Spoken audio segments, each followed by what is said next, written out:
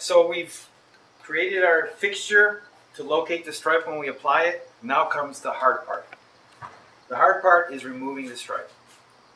Now, I know that there's products that remove stripes, but I know for a fact that they have a chance or a capability of softening paints. Even the guy who runs Performance Car Graphics says you have to be careful. My car is a single stage black, so it's inherently soft, which is great for maintaining it. Easy for touch up on paint chips, things of that nature. Always looks wet. But I can't or don't want to risk compromising the paint using a stripe remover that could soften it. So, again, I want to emphasize my way, not saying it's the best way or the only way. I use what's called besting, and I didn't learn this from anybody. I just, from my own knowledge, a little bit of background on this. My dad, again, like I said, was a graphic artist.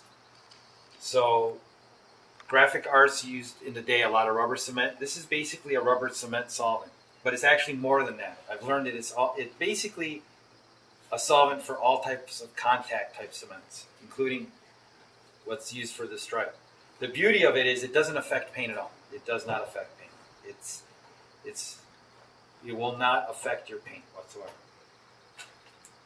Another thing that I use from the art world are called Weeble handy pads. Actually, I don't know if they're designed or made for the art world, but you find them at an art store. They're cotton pads. They're very soft. So that's what we will use to apply the besting to the stripe. Now, it's not like your normal process of removing the stripe where you spray it on top of the stripe and it curls up. It doesn't do that. So you have to have some dexterity and got to be patient. What we're going to do is we're going to work the leading edge of the stripe with the besting. And I'm really good with an X-Acto blade. If I'm having a hard time with getting it, I'll try to pick it up with the X-Acto blade. But what we're trying to do is peel the leading edge of the stripe intact. And then we're going to pull on the stripe gently and apply the besting to soften the solvent out and keep pulling the stripe. That's how we're going to remove it. And any residue left behind by the stripe can be removed by besting. One note of besting, supposedly the company went out of business recently. I found another place, an art supply place in Massachusetts that says they're back in business. I don't know. I found these on eBay. They had 9. I bought 5 because I use it for anything with contact cement or that nature. It's a great solvent for cars because it doesn't attack anything pretty much on a car. So the reason why I use the Weeble pads is they're very soft, so I'm trying to eliminate as much or the possibility of scratching the paint as much as possible. So I'm working on the leading edge of the stripe that goes behind the headlamp bezel. And I'm going to apply some besting to see if I can get a little bit underneath the edge so that I can start picking it off intact. This is the first time I've actually removed a stripe that's been recently installed. I replaced this stripe, like I said, God, it's been maybe 6 weeks. So this is a recently installed stripe. So it might be easier to take off than a stripe that's been on the car for a very long time. So I'm pushing it with my fingernails and it seems to be cooperating. So I'm hoping that this is not going to be too bad. This is something that requires patience, but I'd rather do something that requires patience and time rather than risk trying to do it fast with a stripe remover that could damage the paint. All right, it's cooperating so far. So again, I have it curled up and I'm not applying the besting to the surface of the stripe. I'm applying the besting at the point of contact where the stripe is just contacting it. I'm trying to get it wet on the edge that I'm peeling off, and I'm applying and I'm pulling it slowly, not hard. You got to keep in mind, feel the tension, right? If you think you're pulling it too hard and feels like it might rip. When you get close to the gauges, the blue tape you have, you got to be careful. Try not to don't get any besting in that area because, again, you're dealing with a contact cement solvent, and if you compromise the glue, it'll fall off. So you got to be cognizant of where you are at in the stripe and not get any besting on the gauge that you have your fixture. Wow, I'm going to get extremely lucky here, guys. This is a Christmas gift. I think it took me, the stripes that I replaced, the one that was damaged, was on the car for a long time. I think it took a total of 5-6 hours to take it off.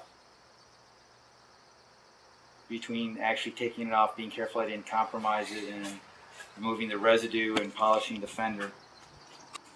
Keep your pad wet. Again, you can use a microcloth or something that you're more comfortable with if you want. That's okay. It's coming off really easy, so I'm lucky. So my prediction, the fact that it's not been on the car for very long, is true. It's much easier to remove the stripe. So if your stripe has been on the car for a long time, this effort is you're going to have more effort and more patience.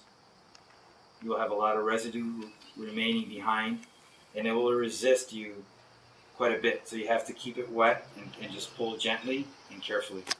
But fortunately, since this stripe was just installed not too long ago, I am not having that issue.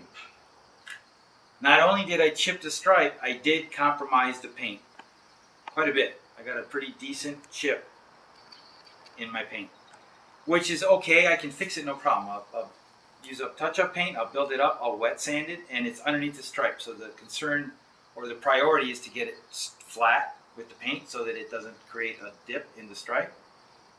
But I'm glad I removed the stripe to begin with, because I did compromise the paint quite a bit.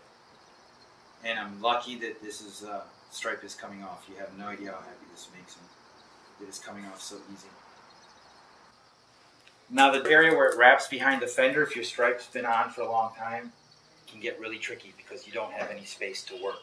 Also, if your stripe has been on a long time and you really got to work it, open the door before you get to the end of the fender. You want to avoid getting besting on the stripe you don't want to take off, is the point. So if your stripe has been on a long time, it's going to be difficult. It's challenging to get in there with bestine and stuff, but just keep working it, you'll get it.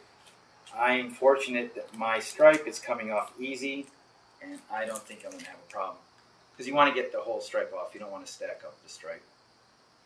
No glue residue whatsoever. And you'll notice too that, especially a stripe that's been on the car a long time, and I can't explain it. Probably somebody can answer to it if they want to post as to why. I think it sinks into paint a little bit, but you'll get a boundary line where the prior stripe was.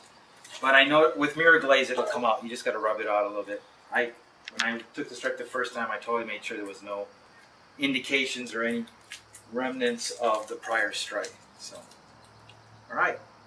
Now it's stripe number 2.